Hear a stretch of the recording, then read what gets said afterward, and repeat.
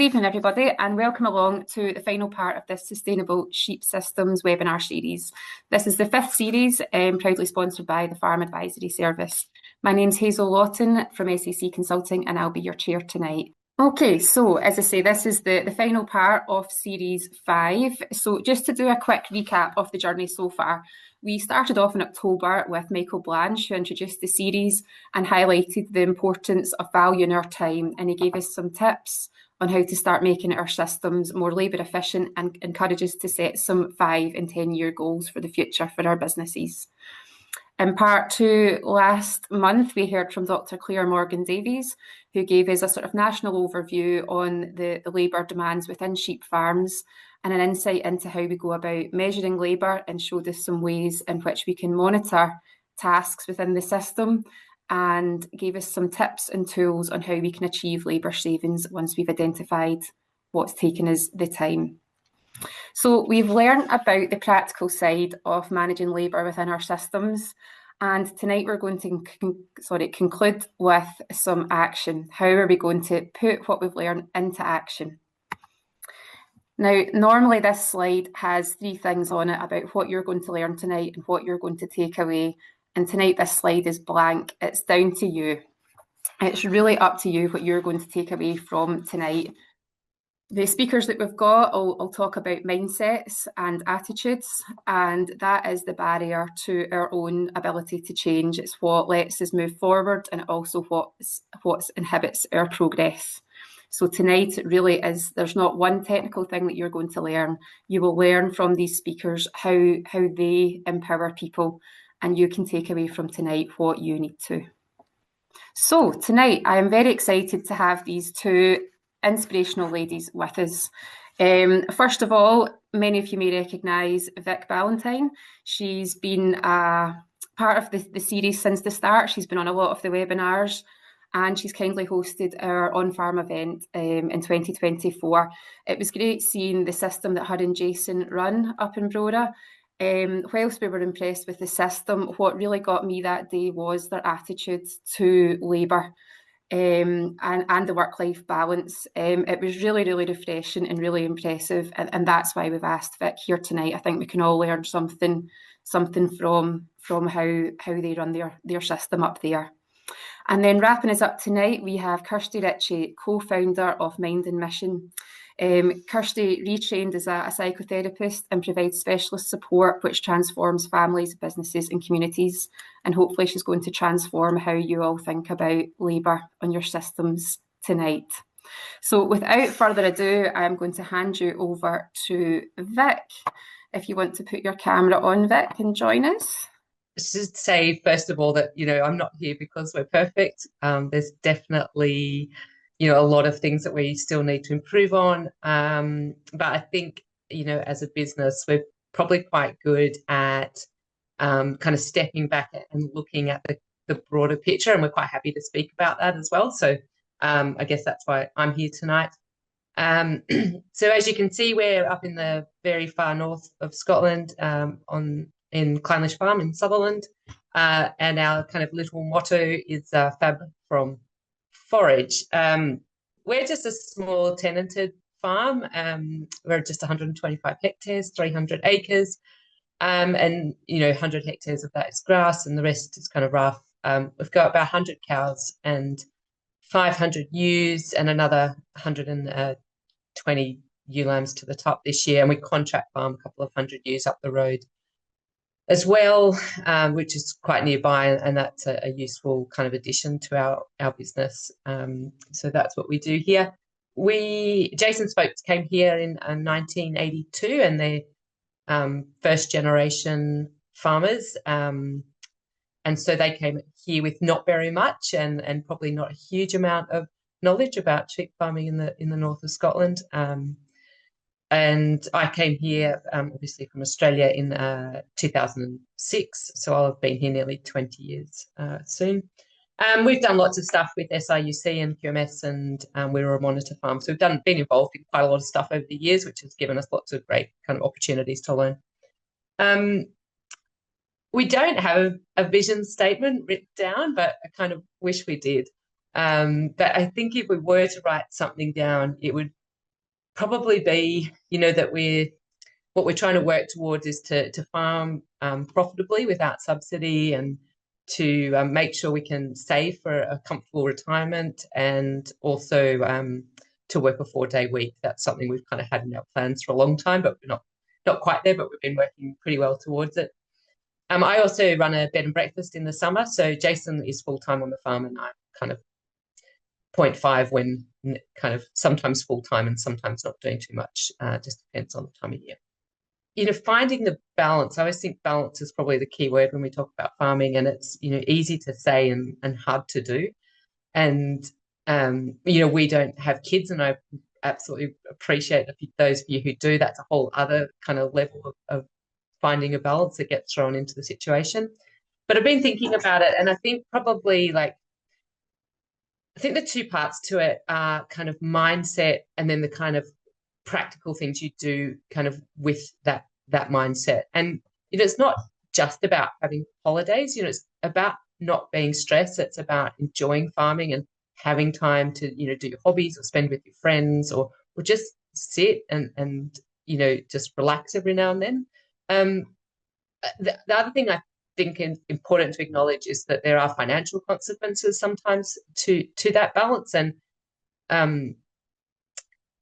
sometimes they're good, and sometimes you've just got to spend money, and that's just the way it is. But that's just another part of the kind of the thing we need to think about when we're thinking about balance. And also, whenever I'm a bit stressed or thinking about how we do this, perspective is really, really important. And I always come back to that, because I think really, it's easy to look at people down the road and go, well, they've got 2,000 acres they were bought and given, we're just tenants, and that's hard on us. But I think we live better than 95% of the rest of the world, and we're so lucky to do that. And so I'm kind of really mindful of that privilege all the time, and that actually pulling it all back and looking at it just from our point of view is really important. This is a quote which I heard a while ago on a podcast, and it's something I think about an awful lot. And it's, finances aren't about money. They are about the decisions we make. And that's a real thing that I have in the back of my mind all the time. It's all about the decisions that we make, and we're in control of those decisions day in, day out. It's heaps of stuff that affects us, but actually it's the decisions we make that determine how our businesses do, and how we do as people. And if you just hit 3 clicks, Hazel, and I think it applies to work-life balance and time. And if you said work-life balance isn't about time, we've all got 24 hours in the same day. It's about the decisions we make about how we spend that time. And once again, that is, almost entirely up to us, and what we choose to do or not to do. So that's probably one of the kind of things that drives our decision-making on farm as well.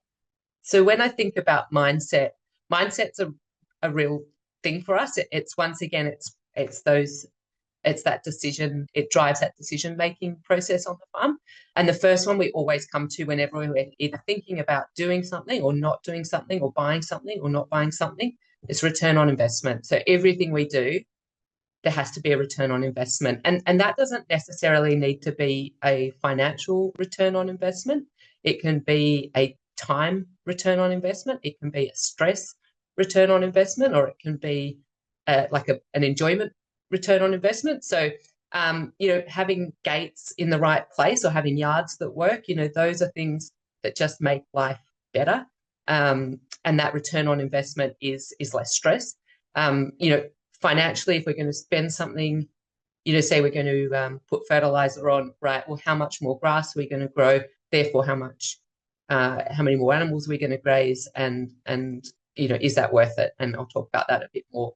And the other thing with farming, and we know this, is that there's always a trade-off. And so whenever we decide to do one thing, there's nearly always a trade-off for another thing. So you might decide to work more and you have less time off. You might decide to spend some money on something and then you have less money for other things. And I think probably a good example for us is that, we choose probably slightly smaller bulls with smaller calves, so we have easier calvings, and same with the sheep. And the trade-off is that we don't have the most massive calves or the most massive lambs at the sale, but that's okay, and we're okay with that. They're not the most valuable, but they're here. They haven't cost us a huge amount of time and money, and that's fine. So there's always a trade-off, and being mindful of that's really important. And I guess that feeds into also our kind of mantra of like, good is fine. We don't have to be the best. We can just be good. And so long as all the lambs we sell are healthy and well and have turned a profit, that's fine. We don't need to top them up. And they don't have to be the best, and we're okay with that. We're still happy with what we produce, and we're proud of what we produce, but it's not maybe for some people would maybe not be as happy if they're more worried about how they're perceived by others. So good is fine, and we're okay with that. The other important part of our work-life balance is that weekends are not work days, and that's something that has been a thing here since before I came here. Friday night is pub night for Jason. He goes down and has a pint with one of his mates, and I might go with them. Of course, we have to do work on weekends, but like it's the minimum we can kind of get away with. Like, we would never ever plan work for a weekend, and I think in nearly 20 years, I don't think I've ever dosed a lamb on a weekend. So once again, once that's in your mind and part of your mindset, it changes how you approach your week and your work week. And then we're always looking for a better way to do things and trying to stay open-minded to challenges and ideas, and having fresh eyes on farm and that kind of thing. And that's been a real driver of kind of moving our business forward. So that, I think, from the mindset point of view, they're the kind of principles that we kind of make decisions on. And then there's the kind of the practicality. So once you've kind of got that mindset, and that's where your mind is, for us, it was like the system and what do we want the system to look like? And I'll talk about that a bit in a minute. But being really clear about what our land and we as people and the rest of the family, what that can support, and how we're going to make the most of that, and how we build a system that works. And then once again, all that decision making comes back to supporting that system. And it was a case of like overhaul or tweak.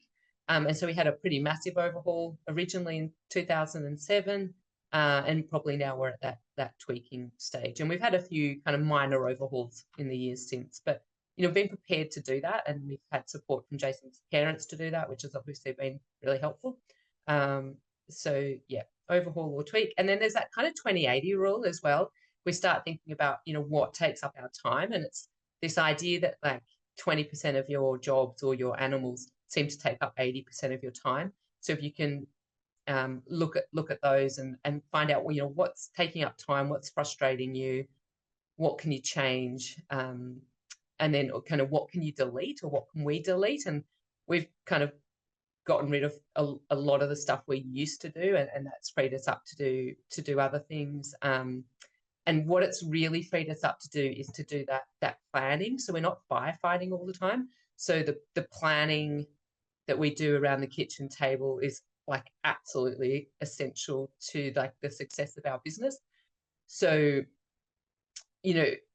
taking some of those other jobs away really gives you that planning time, and we can't kind of emphasize enough how important it is to be able to plan and know what your week and your day and your month and your year looks like, because we work on a season. It's more or less the same every year with bits and pieces, depending on the weather and stuff. But if you're constantly firefighting, you're just never getting really the chance to move forward. So yeah, that's that planning and all those other things that come into that to back up that mindset stuff is what's enabled us to kind of progress as a business.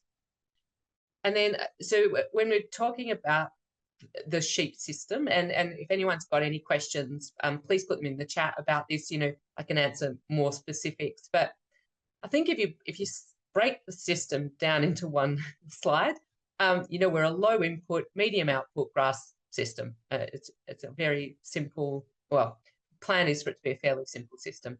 So, and I think if I think about the practical things that are really important in making that work, a short tupping is actually really key. You know, if we start at the start of the production year, which is now, you know, we're on well, it should be 21 days, but 21 days was Sunday, which was just Sunday gone, and we don't work weekends, so we took the rams in on Monday. So that was a 22-day topping yesterday. And that just allows everything to get treated the same way, and it allows you to finish lambing and move on with the next job without this stragglers kind of hanging over you. And it's the same for the cattle as well. We're a 6-week bulling.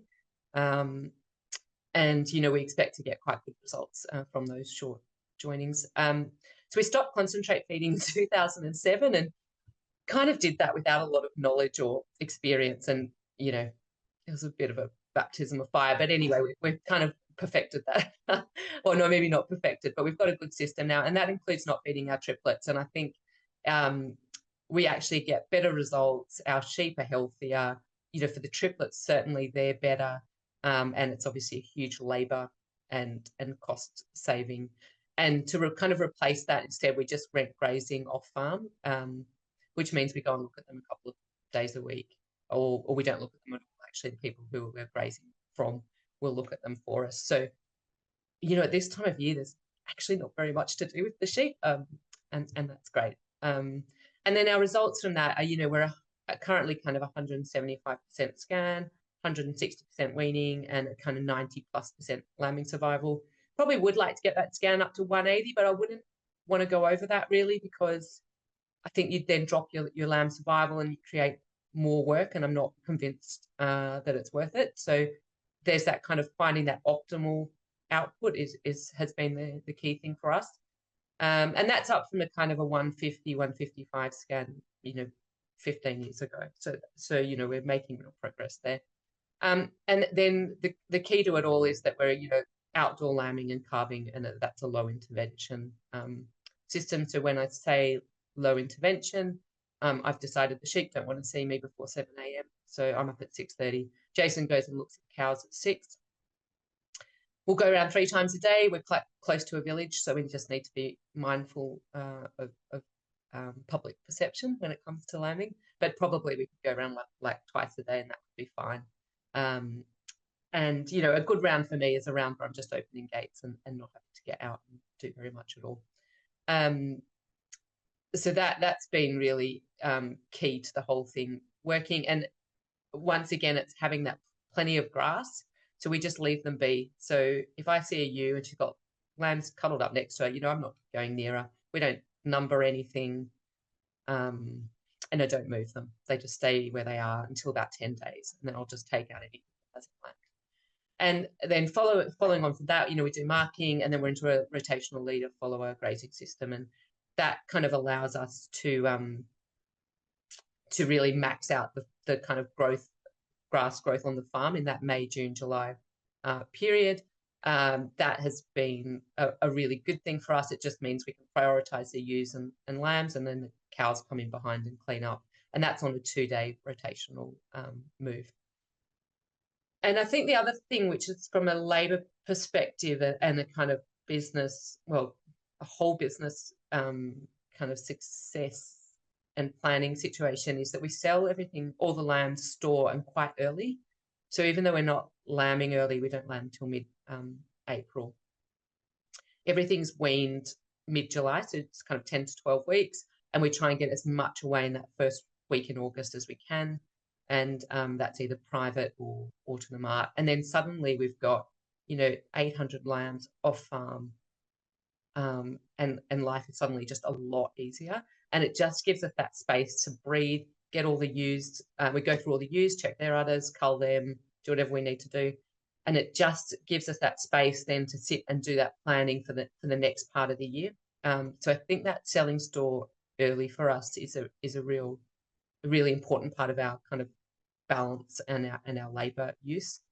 And then the other thing about the sheep system and the cattle system is that we're culling pretty hard. You know, we can select anything that is a problem in sheep, we can actually select for. And, you know, we still get hassle, of course, but I feel like we get less and less. And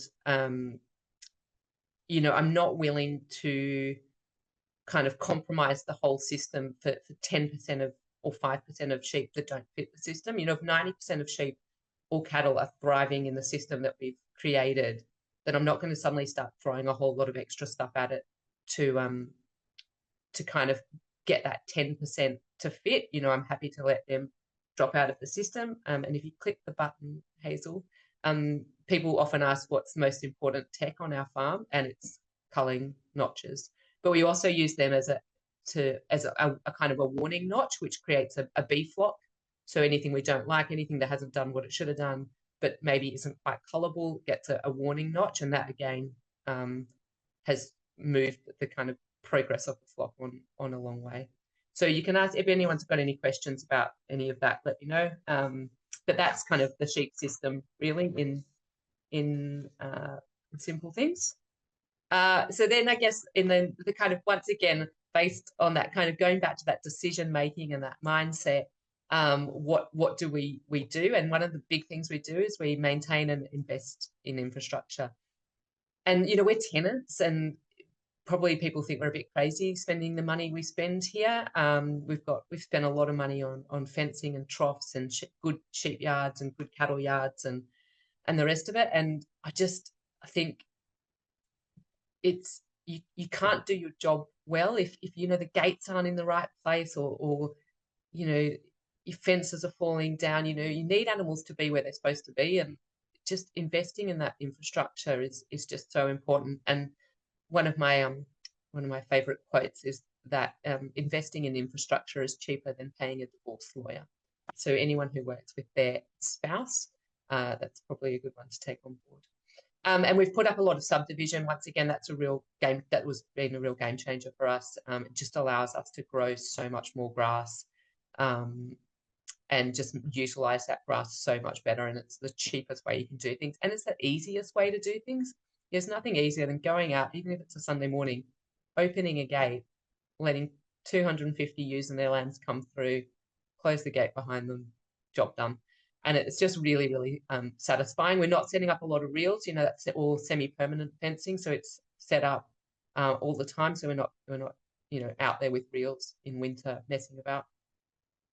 We use contractors a lot, and it's one of those things where we're kind of paying someone else to do a job that we could possibly do, but actually it's better use of our time to pay them to do it, because we can then either spend that time to relax or to do other jobs that are more important, or to actually do that planning stuff as well. And haulage is one of the ones I probably would point to there. You know, I've got a lot of stock all over the place, and in theory we can put them in our stock box and cart them around the country, but actually phoning a lorry, having a lorry come in, load it in 15 minutes and they're down the road, that's money well spent compared to spending a day ferrying back and forth to other farms with livestock. So, you know, using contractors is, I think, something, and it must be difficult, I think, if you're a really capable person to pay someone else to come in and do a job you know you can do, but I think it is worth it. And that then allows us, as I said, to discuss the system and make sure we kind of both know that we're on the same page and what we're planning to do for the next month or so. I think the other thing that we're probably quite good at is our data. Collect a lot of data. I love a spreadsheet. So, you know, we're kind of really confident in our performance data and that we're hitting those KPIs, and kind of knowing if we're improving or not improving, and if we try something, we know whether it's worked or not. You know, things like mortality are really important to record, and you know, then your calving percentages, lambing scannings, all that kind of stuff, some weaning weights. You know, yeah, I mean, there's a lot of stuff you can collect, but it's easy to kid yourself that you're doing better than you think you are. And I'm always surprised when I look back at either calving or lambing, and I think, oh yeah, we kind of handled that many cows. We kind of, you know, lost that many lambs. And then you look back at the numbers, and you know, the numbers don't lie. And so it kind of helps drive our decision making as well. And I guess, like, we write down every single dead lamb on the death sheet that sits on the kitchen table at lambing time, which a lot of people might find a bit depressing, but it's really useful, and we've done it for 10 years. And so we kind of know where the pinch points are and what causes the problem in week 1 and week 2 and week 3. And so that's been really good, because we've watched that number go down over the years, as we've kind of been able to focus in and target those losses. And yeah, we just keep tweaking stuff. And I think Jason's much better at this than I am. Just say yes to the fun things. Say yes to that farm event or a friend's party or a sporting thing or your kids, school thing. Just say yes. And because once you've said yes and once you've left the farm, it's easy. Like, you're away and you always enjoy it. And it's really easy to say no and just stay home. But getting off is important, and it doesn't need to be to a farm thing, but just say yes to the things that are fun. But also, if you click the button, Hazel, counterintuitive to that is just say no, which is knowing when to walk away. And I think that's mostly like, it's 5 o'clock on a Friday night and you're looking at a job thinking, I could do that now. Just say no, walk away. It won't go anywhere. It can all wait. And I think, lambing's a really good example of that. If we do a round at 6 p.m., which is our last round, and if I see ewes lambing, I'm like, well, I'm not getting involved. We're going up to the house, and sometimes I think, oh, maybe I should go back out and look at her. And I don't know why I think that. And I just have to tell myself, no, walk away. She'll still be there in the morning. So yeah, just say yes, but also just say no. And so then I guess what we don't do is we don't handle sheep so much anymore. That picture is a picture that makes me really happy. Took it last year when I had the ewes in for their heptavac. That's the one thing we still do is we do heptavac the ewes. I've kind of toyed with not doing it. I'm not sure I'm that brave yet. But all those ewes came in. I didn't turn a single one of them over. They were all good on their feet. They were all in good nick. They were all fine. I probably wormed about 10 or 15 of them because we pretty much stopped worming ewes as well, other than kind of triplets and anything that really looks like it needs it. They would get a pre-lambing worm, but other than that, we're not worming stuff. So when I do spend time in the yards with the sheep, I really enjoy it because I know that what I'm doing, I have to do, and I don't mind it, but I don't want to be doing things that I don't have to do because that feels like I've gone wrong somewhere, either on management or on on nutrition or whatever. So yeah, so we're not handling the sheep very often anymore, and that's a good thing. I think we're not feeding any hard feed. I haven't done that since 2007, and that's a huge labour saving and huge cost saving. Financially more than labour, but we've stopped buying bag fertiliser. And once again, that return on investment, we just couldn't justify it. We weren't growing enough extra grass to make it pay. And I think there are other things, in terms of acidifying the soil and things that were probably causing more hassle. So we've stopped doing that. And we try not to overcomplicate things. It's one of those things of like, why have 5 different flocks on the farm when you can have 2? Because 2 is so much easier. And it's actually harder to make a simple plan than it is to make a complicated plan. So we work quite hard on that. And the thing about not having, we don't have bits of feed going here and little bits there, and those cows need that and those sheep need that, and the bulls, our bulls are running with our cows, and then once the sheep are scanned, the rams will run with the ewes. So it means that when we do go away, other people can come in without really knowing very much, actually, and it's not complex. They can just go out, open a gate, put some silage out for the cows if they need to, and that's about it. So it makes going away easy if you don't have a complex system. And we don't chase every last dollar or every last pound, I should say. And the thing, I think the thing about that is it doesn't make any financial difference not chasing every last pound. Like we had 10 lambs left the other day, and they weren't that great, and Jason wasn't that keen on putting them to the mart, and I was like, and we had a discussion about it, just went, what, there's no point holding on to 10 lambs for another month. It's absolutely pointless. Whatever they make, send them, that's fine. I think they made 55 quid or something. They weren't our best lambs.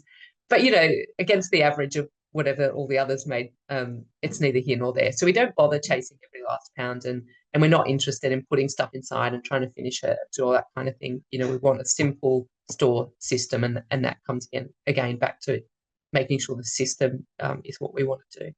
And then we've got fairly low machinery and fixed costs, and we kind of focus quite a lot on that as well. So I suppose that's what we don't do. And then, yeah, these are, I guess, once again, back to that mindset thing and the perspective thing. These are the kind of mottos that I try and think about when we're planning or when we're thinking about work or how we're going to do stuff. YOLO, you only live once, and I think it's just really important to remember that. And a friend's dad said to him recently, and he repeated it to us, and it's another one I think about now as I'm a bit more middle-aged, is, don't wait till you're 70 to start enjoying life and doing the things you want to do. Do them when you're 50 and you've got time and energy and a bit more, you've got your health still. You can't take it with you. We all know that one. And the other one is that no one ever lay on their deathbed and wish they'd worked more, So, like, I love farm work. I love being in farming, but I also want to do the other things that I enjoy as well. So that's really, really important. And once again, that's kind of, this all slots into our mindset and then what we do to when we're making decisions about how we're going to plan going ahead. And I think that's probably it. So thank you for having me, Hazel. And if you click one more time, Hazel, if you said, what does work-life balance look like for me? Just sitting in the garden, midweek, having had lunch in the sun, pint of cider, like that is my absolute happy place. And so I think when I'm thinking about, right, I don't want to spend, 7 days, 24 hours, working. It's because I really enjoy doing this, sitting there with my dogs, listening to some music. And I think we should all be able to do that at some point. So yeah, that's it. And please fire away with any questions. More than happy to answer any. Kirsty, I'll hand over to you and you can teach us how we change our mindset. Okay, thank you for having me. It's an absolute pleasure to be here. I've called it "We Are What We Experience," and there's a slide in there just introducing myself and Louise. There's only two of us. If you want to know any more about us or Mind Our Mission, you can visit mindourmission.com. An exclusive 20% discount for anyone with the code SAC25, just on offer there today. So, what am I going to talk about? Well, the first thing is around understanding what do I mean by we are what we experience. So much of what I'm going to talk about this evening is around our mindset as well, and around how we get there, how we actually get to where we are today. So our beliefs about ourselves, about others, about the world are constructed through our experiences, and these beliefs are formed and reformed as we interpret those experiences. And it all starts from early childhood. So, for example, if as a child you grew up in a croft, and you might be trusted from a young age to help bring in peat, to check fences, to lead calves to water. When these tasks are treated as run of the mill and a necessary part of farm life, the child learns that their contribution matters. Even a simple, you help keep things running, it reinforces the belief that effort has value. As an adult, you're more likely to take initiative. You're more likely to apply yourself to training. You're more likely to step into leadership roles, believing that you've got something worthwhile to offer. In contrast, if a child is repeatedly told that they are slow, careless, a burden during busy seasons, like lambing, for example, you might internalize a sense of inadequacy. Later in life, this could show up as a reluctance to take on responsibility, fear of making mistakes, or withdrawn from other opportunities that require confidence and require self-belief. And this also extends to our worldview, whether we see the world as safe or hostile, as fair or unjust, as full of opportunity or limited and difficult. Some of our beliefs, they give us energy and motivation. Others are barriers that can limit our potential. So, for example, in a close-knit farming community, families come together during times of crisis, helping neighbours after flooding, sharing machinery during breakdowns, or checking in on stock during a severe snow. Growing up in this environment, it can give you the sense and the belief that, while farming is tough, people look out for one another. So this view encourages resilience, it encourages cooperation, it encourages optimism in life, makes us more willing to ask for help, to work with others, and when those challenges come up. On the other hand, someone raised on a farm where financial stress led to constant arguments or secrecy or isolation from neighbours, they might come to see life as quite precarious and competitive. So if every poor harvest or market downturn was met with blame or despair, you're going to grow up expecting hardship and looking at everything with disappointed eyes. And this belief can limit risk taking, it can limit innovation, it can limit your trust in others. Yes, shaping how you not only approach farming, but life beyond it as well. It shapes your view.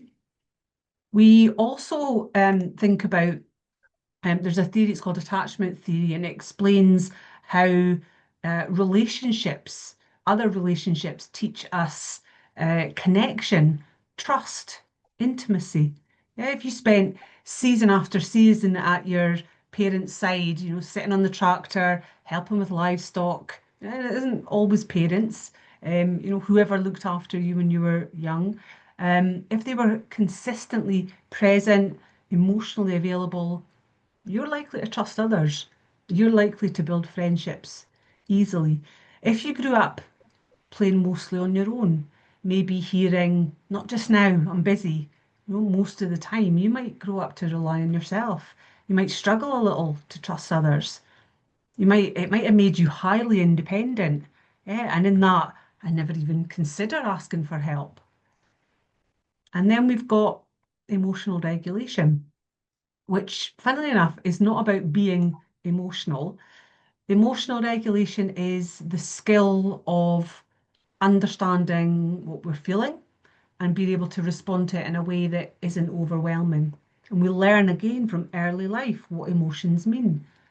So if you were repeatedly told there's no room for weakness or don't be so soft every time you cried as a child, you're going to grow up believing that crying is wrong, that it's a weakness. It's going to be difficult to make sense of strong emotions or believe that it's okay to have them.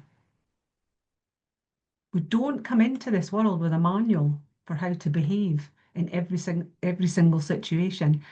We learn through watching others, trying, failing, being rewarded, maybe even being punished. And if you grew up hearing a child should be seen and not heard, well, that was my granny, that's for sure. Or don't ask silly questions. You can internalize that belief that your ideas and your thoughts aren't valid. If you were exposed to a lot of panic, catastrophizing for a bad harvest or machines breaking down, this might become your response to difficult situations. So with these examples, I have to stress it's about repeated and consistent exposure rather than one-offs. And this is not about blaming your parents for what they did or didn't do when you were small. We are all simply doing the best we can, and we have all learned along the way. We've all made changes based on what we liked or what we didn't like, and your kids will continue that as well. We grow up believing that what we're experiencing is normal because it is normal for us. We don't know any different at the time. As children, we learn ways to survive what our nervous system tells us is difficult, even if we don't realize it at the time. And why would we as a child? The good news is that even if it's deeply, deeply rooted, all of the patterns, all of the behaviors we've learned or adopted are not fixed. So just as they are built through experience, they can be reshaped through experience, but only if A, we're aware of them, yeah, we're self-aware, and of course, B, we want to change. So why is this important? Why do we care? Well, you've seen some of the words up there on the slide. You may feel like you have a pretty decent life. Nothing that you should really be complaining about, but sometimes you just maybe have a sense of trudging along. Even though good things are happening, there's just a niggle, something not quite right, and you can't think what it is. You might be living someone else's values. Maybe you've been raised on a farm where resilience, self-reliance, getting on with a job, yeah, were deeply valued. From an early age, you learned not to complain, to work through all the poor weather, get on with all those long hours, yeah, carrying on regardless. That was seen as a strength. Over time, it becomes that's just how things are done. That's how it is. But maybe you notice you're feeling less and less able to keep convincing yourself. And what motivates you isn't pushing and pushing yourself harder and harder through every tough season. Maybe you like different ways of working. Maybe you like exploring new technologies. Maybe you like collaborating with others, with neighbours, with other farms, or trying new practices. You might get that sense of discomfort or maybe even feeling disloyal for wanting change, especially if endurance and tradition, were praised, were valued above everything else. So if you're not clear on what you genuinely value, yeah, your belief system and your personal core values, you might keep forcing yourself to fit a role that actually drains your energy. You're mistaking discomfort for, well, I'm just being committed. If you recognize your values, maybe it's innovation or shared responsibility, they can start to act as a filter. Decisions begin to feel less heavy and they begin to feel less like a betrayal of the past or of the tradition and more like an honest alignment with who you are. So, to summarize, who we are, how we think, how we act, all of the positives, all of the negatives, whether we're aware of them or not, are all as a result of a lifetime of experiences. And when you notice what has or what does influence you, you can start to choose what to keep in your life, what to improve, what to change, and what to let go of. Because true happiness lies in the space where you are aligned to your core values. And it's our mindset that helps us with that change. And I love what Viv's talked about already because it dovetails so nicely into this next part. So thinking about a growth and a fixed mindset. So this isn't everything about mindset. I could literally talk all day about the mind and mindsets, but specifically around fixed and growth. Just to explore that for the last part. People with a growth mindset, they tend to view effort as essential for improvement. Yeah, they embrace challenges as opportunities, which can lead to improved resilience. A growth mindset tends to be more confident. Confidence being not just about ability, that assuredness, but about perseverance in the face of setbacks or problems. Because when you try different for long enough, you will fail at something. Confident people know this and they do it anyway. Those with a growth mindset are more likely to adapt successfully. They're more likely to feel less pain when traditional methods are questioned and challenged or might be proven to no longer be effective. If the status quo is no longer an option with a growth mindset, you will be open to continuously improving. When you've got an industry that is often built on what's I been, sometimes seen as, for those who are born into it, a growth mindset could be important for next generation engagement. The future belongs to the younger generation, and there remains a challenge to encourage them, actively involve them, showing the industry as dynamic, innovative, and even advanced in its thinking and its practices. So the opposite of a growth mindset is, of course, a fixed mindset. The belief that abilities, intelligence, talents are static. With a fixed mindset, we actively avoid challenges to prevent failure, and we can view effort as fruitless if there's no natural ability.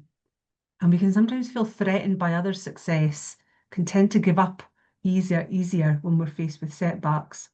From a psychological perspective, it is well documented that a fixed mindset can tend to internalize failure and setbacks. What I mean by that is tending to think about failure more often and for longer, and looking to blame often ourselves when things go wrong. From this, it's more difficult to bounce back from challenges. So a fixed mindset, it can leave us a bit resistant to change. Yeah, we're pushing back what feels like constant problems.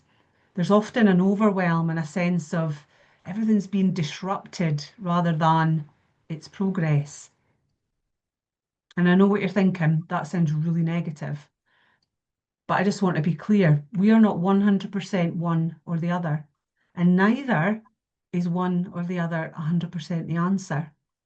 A fixed mindset, it's definitely seen as more limiting, but focus there on the word limiting, not bad, because there are certain situations where it is absolutely a positive, necessary even.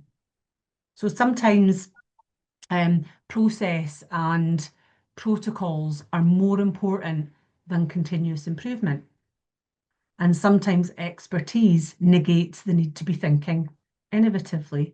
So Vic mentioned there about our 90%, 10% with our sheep system. Yeah, that's a fixed mindset. Yeah, and it's almost like an internal rule. Yeah, so it could be something like protect an income when market prices are high, rather than constantly experimenting with new. Yeah, that's a fixed mindset. It could be around health and safety, so herd welfare, sticking to a feeding and cleaning routine instead of, let's change the routine and see if it works. So a fixed mindset, absolutely, it has its place. Yeah, situations that require expertise, consistency, stability. A growth mindset probably requires a bigger shift in our thinking. It's a tough one. The ability to move past what's I been and be okay with it, because it doesn't mean you're wrong. It just means you're able to adapt. You're able to relearn. You're able to keep doing it over and over for the right reasons. Unlearning. I don't know who made that word. Unlearning doesn't feel like a word, but apparently it is. It's really hard. It requires humility. It requires self-awareness. It involves asking hard questions of ourselves. It involves being curious about long-held beliefs. It requires bearing discomfort and recognizing when something needs to be updated or replaced without taking it personally. And that's hard, yeah, without feeling it's a personal failure. Far from it. It's a growth mindset. And sometimes a growth mindset is actually less complicated than it might seem. Yeah, it doesn't have to be big and scary and filling us full of fear for change.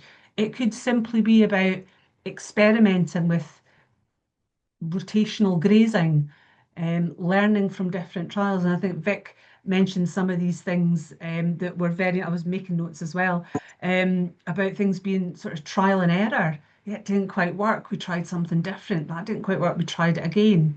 Yeah, it could be about applying new technology. Yeah, precision tools, soil sensors, GPS guided equipment. That's all growth mindset. Doesn't have to be massive, big change. It could be about diversifying income. That requires a growth mindset. So the word to have in your mind these days is it's curiosity. Curiosity is about asking the right questions, which I think is different to focusing on having answers or solutions. So it reframes learning and unlearning as exploration and discovery, not about fault, about blaming, or about criticism for things not working. So the choice, that's the thing. It's a choice between a fixed and a growth mindset. And it's going to depend on the situation. It's going to depend on the challenges at hand. A fixed mindset emphasizes sticking to proven methods, relying on experience, definitely valuable in high risk situations where you need maximum consistency. So that could be lambing, milking, harvesting, if you've got tight weather time frames or time windows. Relying on established practices reduces risk, ensures reliable outcomes. Yeah, absolutely. A growth mindset, more useful when you're responding to changing markets, adapting environmentally, or adapting to regulatory pressures. In other words, when external influences are knocking on your door, or when you yourself are interested in trying new. And I think Vic mentioned that as well. Is there a better way to do it? Staying open. That is a growth mindset. So the key is recognizing when each approach is appropriate. So during predictable, high pressure periods, stability and adherence to experience are advantageous. In times of maybe lower operational intensity, or when long-term resilience is the goal, curiosity, experimentation, adaptability, that might become more valuable. So being conscious about which works best in what situation. Yeah, you can balance productivity, efficiency, risk with new. So when we understand who we are, how we got here, our values and our beliefs and our behaviors, we can start to make choices and decisions that align, that feel less difficult, less against the tide of expectation or possibly judgment even. So hopefully that's been a useful insight. I'm happy to take questions. I have just put up there, we've got a whole load of free resources, templates, tools, various different things on our website. So please do feel free to take a look at mindamission.com if you see fit. And my contact details are there as well if we don't get to answer all the questions here just now. So I guess my key takeaway messages from tonight, and hopefully Vic and Kirsty agree. So 2 from Vic and 2 from Kirsty is say yes to the fun things and don't be afraid to say no to the less fun things.